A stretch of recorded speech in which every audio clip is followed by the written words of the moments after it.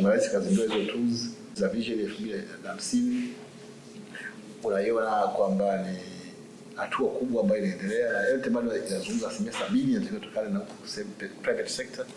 Sasa na akasema inabidi kuendelea kujenga uelewa kwa umma kuhusu hili eneo la dira yetu inatakiwa ieleweke kwa wananchi sana, ieleweshe dira ni nini ambao mnaifikisha huu ujumbe kwa wananchi.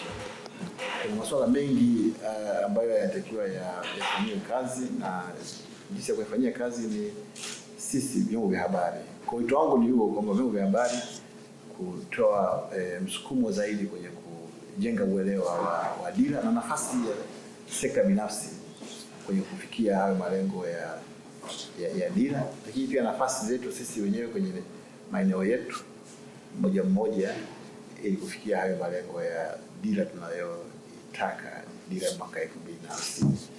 Nilikuwa naambia siku moja kwamba uchumi tunataka kujenga kufikia 2050 ni uchumi wa dola trilioni 1.